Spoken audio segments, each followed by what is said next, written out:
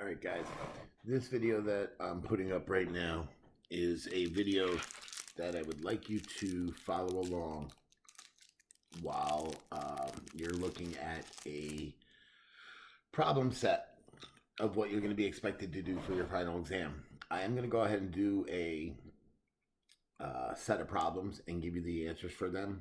And pretty much these problems are going to be exactly like what you're going to see on your exam that you're going to have to do. So if you can follow along with me here, you should have no problems going ahead and doing these on your own, which is what I'm going to expect of you. Okay, so I'm going to ask you to open up the document that I'm going to put final exam prep. Okay, and as you open that up, I'm going to have you follow along with me to get the information that we're looking for.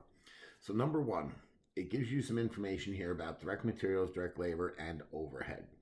It tells you that there are 700 units that are going to be produced. And it asks you to find the following answers.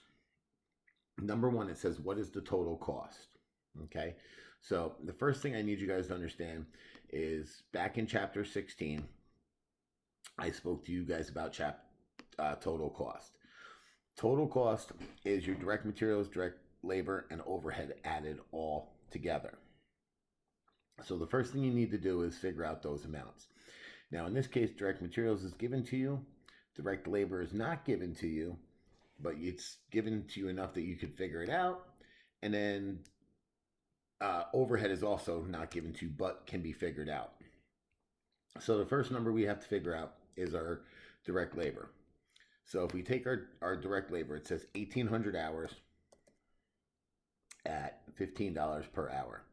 So if you multiply them together, that will give you a total of $27,000. That's your labor costs. Okay? So hopefully everybody sees where I got that number from. And again, the nice thing is that you guys will be able to go back and stop and pause the video to follow along with your calculators. The next number, our overhead. Our overhead says that it is, come on, work with me here. There we go. All right, our overhead's 105% of direct materials. So if you take 65,000 and multiply by 1.05, which is 105%, that's going to give you a total of 68,250. So that answer is going to be 68,250. Now, moving on to your actual questions. Question one says, what is the total cost? Well, to find total cost, we explained to you that all you have to do is add your three costs: direct materials, direct labor, and overhead. So if you take 65,000, add 27,000, and then you add your 68,250, that should give you a total cost of 160,250. 160,250. Great. Okay. Now the key here that I told you guys before is make sure that you pay attention and answer what I'm asking for. Now this first question said, how much is the total cost? You gave that to me with the 160,250. Question two says, what's the per unit cost? So to find the per unit cost, you take your total and divide by the number of units being produced, which when you do so, comes out to a number that's not an even number. So just round to the nearest cents. So in this case, it comes out to $228.928, which if you round would be to $228.93. So for number two, that's going to be 228.93. Okay. Now, at this point in time, I need you to take out a little piece of paper and jot down a couple little notes that are not in your slides and is only going to be given to you on this lecture that we're in right now. Prime cost. The way to figure out prime cost, or you're going to add direct materials and direct labor. Those are your two prime costs, direct materials and direct labor. To find prime cost, you add the two of them together. The other thing I want you to write down is conversion cost. Conversion costs are direct labor and overhead added together.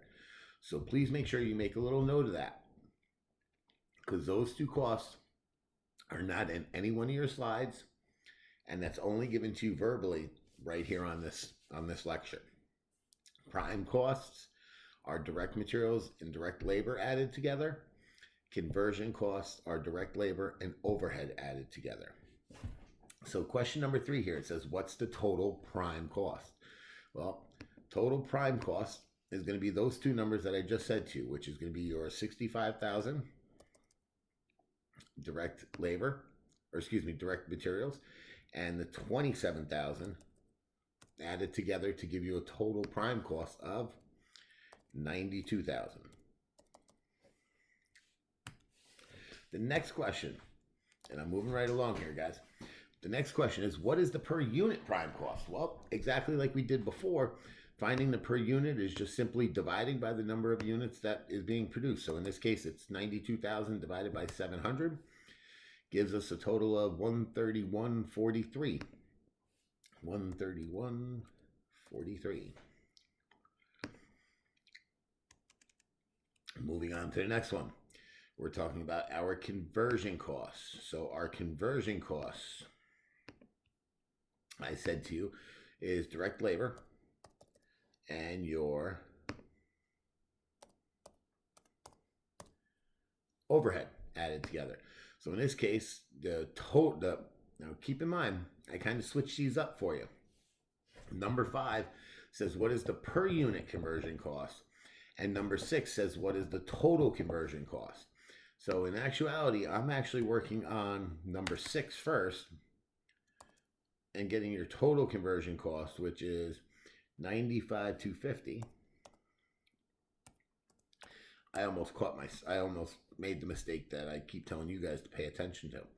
I almost plugged in 95,250 in number 5, which would be incorrect. Number 5 says, what's the per unit conversion cost? So to do that, you need to do your division by 700, which gives me a per unit cost on conversion of 136.07. So 136.07. Now, please do me a favor, guys, and keep in mind that with these questions and me going over this one before you get your part 1 of your final exam, this is so you guys have the opportunity to see what I'm doing and see what I'm expecting. The questions on your final exam are going to be very similar to these. Very, very similar.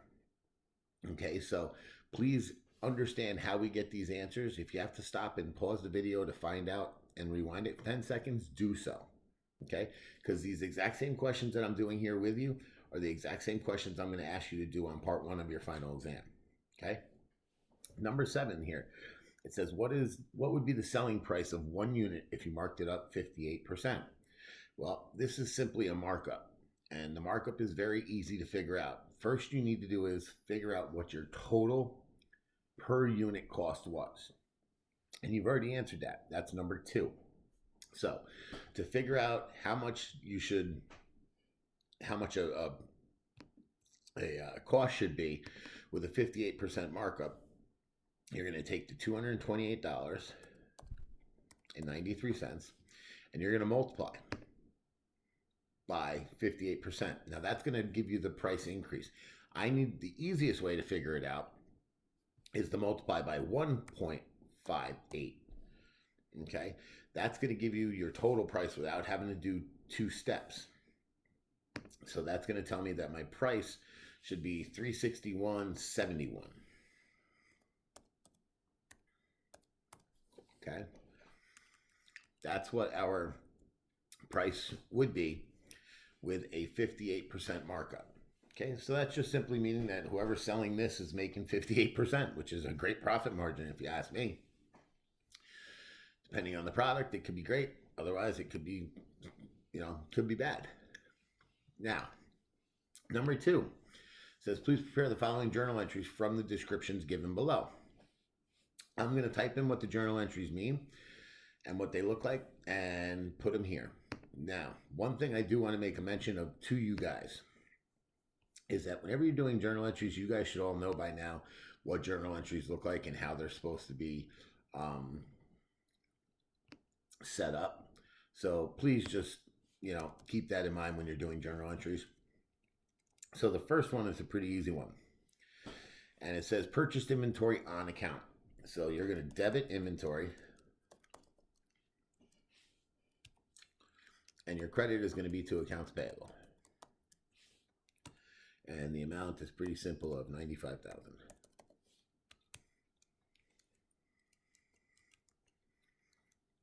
Okay.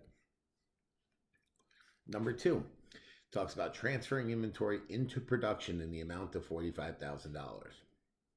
This is where you're going to put your work in process account.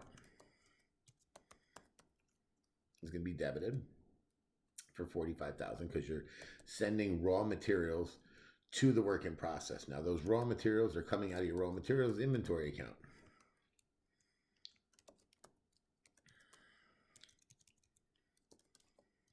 Okay, and that's going to be your credit. Now again, these are all asset accounts, so follow the asset rules when it comes to these. 3, applied correct amount of overhead to work in process account for 75% of direct materials. So, your direct materials here was 95,000. So you need to figure out 75% of that. So 95,000 times 0.75 is going to give you 71,250. So now what you need to do is you need to go ahead and apply that amount to the correct account. Now keep in mind, overhead gets added into the work in process account. And you are actually going to go right ahead and you're going to credit the actual overhead account, which is a new account. Okay, so that amount's going to be for the 71,250,000.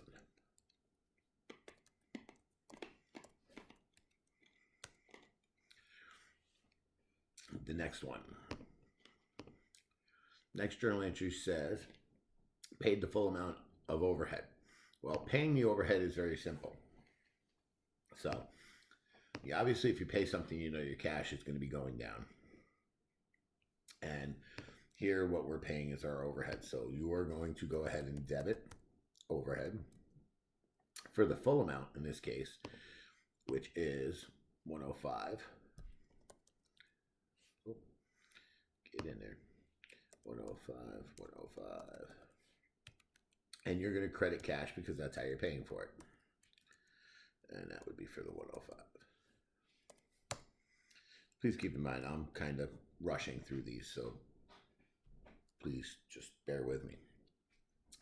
Number 5 talks about applied the payroll to the work in process account. So you're going to put in your payroll cost or direct labor cost. So you're going to debit work in process, which is the inventory account. And you're going to credit payroll or wages payable, which is the liability account. And that's going to be for $75,000. Okay. Next one is we are going to transfer our finished goods, meaning finished goods do not belong in your work in process account. The work in process account should only have goods that are not finished, things that are still in process, okay, as opposed to finished goods, which should have all your goods that are ready for sale. So this journal entry, number 5, talks about transferring the cost of goods that are manufactured or finished goods out of your work in process to your finished goods inventory account. So in this case, you're going to debit finished goods inventory, and you are going to credit your work in process inventory. And all you're doing here is you're moving the goods that have been finished to the finished goods account. Okay, that's all you're doing there. Now, the hardest journal entries that you guys come across when it comes to a manufacturing facility is number 6 here. And number 6 here I need you to pay attention to is on your slides. So don't forget, these are all on your slides. So if you were to open up chapter 17 and look at slide number 4, these are all on your template slide. But this is where most people end up screwing it up, and I really don't think that you guys are going to screw this up because I'm pretty much giving you the answers. You're just going to have to do it on a different sheet of paper. Number 6 says you sold $142,000 worth of stuff that cost $77,000 on account to a company. So the first thing is, if you're selling something on account, that means accounts receivable. So accounts receivable is an asset, and that's going to go up. Now the key here is that how much did you sell the items for? You sold them for $140,000. So that's going to be your debit amount. The next thing you do is you actually record your sale, which is going to be your credit for $142,000. Now, for those of you that remember back into financial, which some of you it's a while ago, and I understand completely. Whenever you have a manufacturing facility, you have two things you have to do. You have to not only record the sale, but you have to take the items that you sold out of inventory. It's important to take things out of inventory, or else your assets are overstated and things just go awry. How many of you would like to be waiting online on Black Friday to buy something that the store says, according to their website, they have 7 of them, but they've already sold all 7 and the system hasn't been updated because their inventory system is a bunch of crap? Okay, so this is why inventory control systems are extremely important. This is also why people or companies use scanners so that their inventory is automatically updated when things happen. So the second part of number 6 is to remove that from your inventory. So you are going to debit what we call cost of goods sold, and you are going to credit your inventory account or your finished goods inventory account. Now this is just simply to remove your items or inventory that you sold so that this way you can't sell them again. And this is going to be at the $77,000. For some reason, people seem to mix these two journal entries up. I'm not sure exactly why, but I just wanted you guys to get that and understand what I'm talking about. Now, what I'm going to do is I've done these on a Excel spreadsheet, and I am going to cut and paste them over to this question here so that you guys can see exactly what I did and how I did it. So just bear with me for 1 minute while I go ahead and do this.